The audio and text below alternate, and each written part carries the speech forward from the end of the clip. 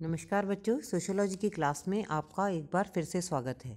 हम लोग BA part second का सेकंड पेपर भारतीय समाज मुद्दे एवं समस्याएं पढ़ रहे हैं और मैंने मेरे पिछले वीडियो में आपको विसमरसता यानी कि असामंजस्य, धार्मिक, नृजातीय तथा क्षेत्रीय के बारे में बताया था। आज हम हमारे इसी टॉपिक को आगे बढ़ाएंगे और आज हम चर्चा करेंगे धार्मिक विसमरसता के बारे में, यानी कि धार्मिक असामंजस्य या रिलीजियस डिसहार्मनी।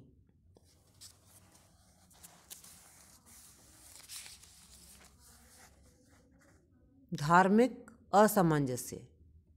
धर्म मानव समाज का व्यापक, शाश्वत एवं स्थायी तत्व है, जिसे समझे बिना भारतीय समाज के वास्तविक स्वरूप को समझना कठिन है।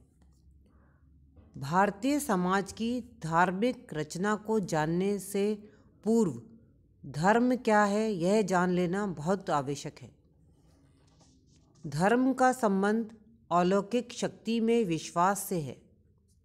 इस विश्वास को मानव पूजा, आराधना एवं कर्म कांडों द्वारा अभिव्यक्त करता है।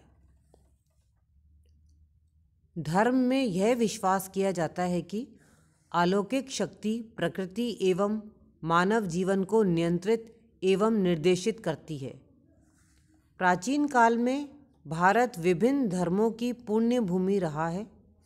विश्व में शायद ही ऐसा कोई देश हो जिसमें धर्मों की इतनी विविधता एवं बहुलता पाई जाती हो। यहाँ मुख्य रूप से 6 धर्मों की प्रधानता है।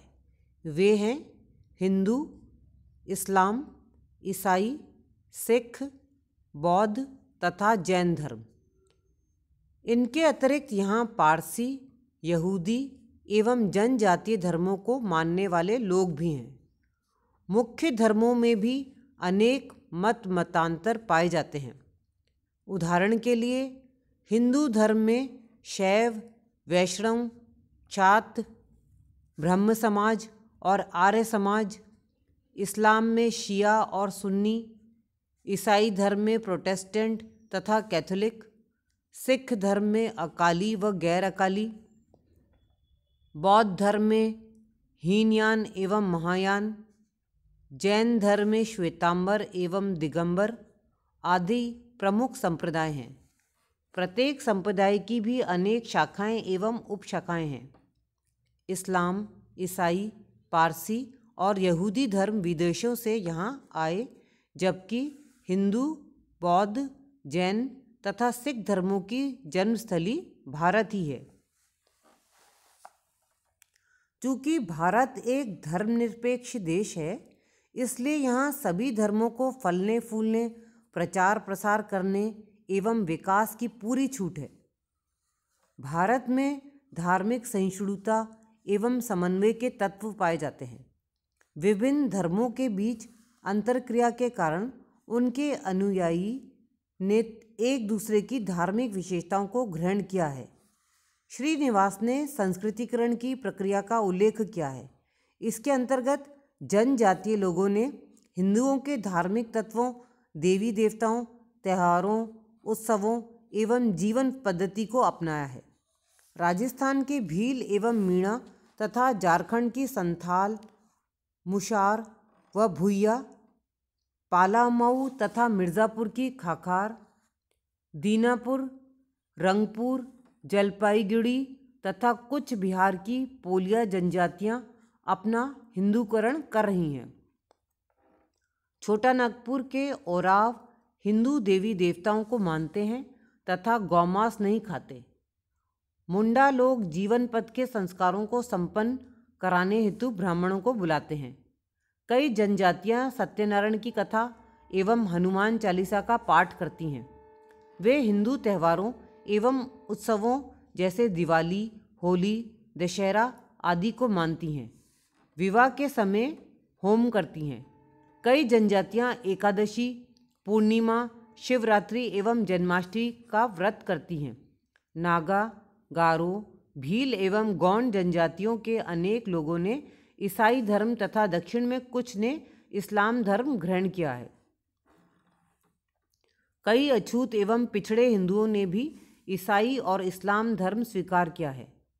उत्तर प्रदेश और महाराष्ट्र में कई हरिजनों ने बौद्ध धर्म ग्रहण किया है।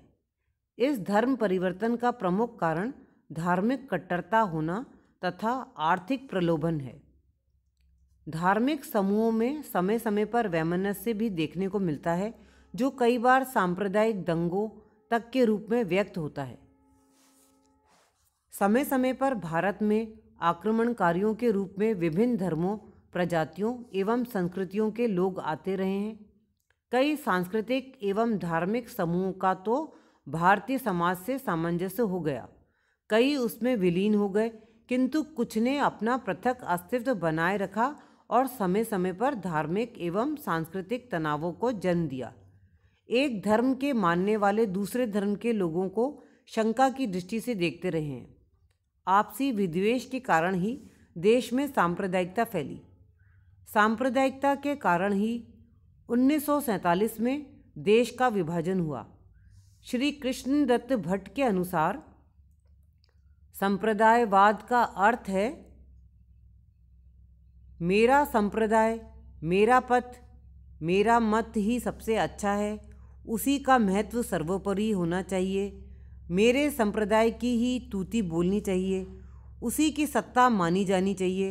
अन्य संप्रदाय हैं, उन्हें या तो पूर्णतः समाप्त कर दिया जाना चाहिए या यदि वे रहें भी तो मेरे मातहत होकर रहें, मेरे आदेशों का सतत पालन करें, मेरी मर्जी पर आश्रित रहें। वे पुनः लिखते हैं, अपने धार्मिक संप्रदाय से भिन्न अन्य संप्रदाय अथवा संप्रदायों के प्रति उदासीनता, उपेक्षा, दया दृष्टि, घृणा, विरोध और आक्रमण की भावना सांप्रदायिकता है, जिसका आधार वह वास्तविकता या काल्पनिक भय या आशंका है कि उक्त संप्रदाय हमारे अपने संप्रदाय और संस्कृति को नष्ट कर देने या हमें जान माल की क्षति पहुंचाने के लिए कटिबद्ध हैं। सांप्रदायिकता का संबंध धार्मिक समूहों से है, अर्थात एक धर्म के व्यक्ति अपने को एक संप्रदाय से संबंधित मानते हैं, किंतु जहाँ एक धर्म ही विभिन्न मतांतर हैं, वहाँ सांप्रदायिकता का संबंध एक धर्म में ही विभिन्न छोटे छोटे संप्रदायों से होता है। सांप्रदायिकता में यह भाव विद्यमान होता है कि अपना ही धर्म श्रेष्ठ है, अपनी ही भाषा एवं संस्कृति श्रेष्ठ है। सांप्रदायिकता में अनेक धर्मों, भाषाओं एवं संस्कृतियों के प्रति घृणा, तिरस्कार एवं उपेक्षा के भाव पाए जाते हैं। हम कह सकते हैं कि सांप्रदायिकता वह संकीर्ण मनोवृत्ति है जो एक धर्म अथवा संप्रदाय के लोगों में अपने आर्थिक एवं राजनीतिक स्वार्थों की पूर्ति के लिए पाई जाती है और उसके परिणाम स्वरूप विभिन्न धार्मिक समूहों में तनाव एवं संघर्ष पैदा होते हैं। धार्मिक समूहों के बीच तनाव ही एक ही देश के लोगों में विसमरसता यानी कि असामंजस्य का एक प्रमुख कारण है। धार्मिक विसमरसता राष्ट्रीय एकता के मार्ग में सदैव बाधक रही है। धार्मिक असमंजस्य या धार्मिक विसमरसता सामाजिक और आर्थिक विकास में बाधा उत्पन्न करती है। तो बच्चों, आज हमने चर्चा करी धार्मिक असामंजस्य यानी कि रिलीजियस डिसहार्मनी के बारे में। आज की क्लास में बस इतना ही। धन्यवाद।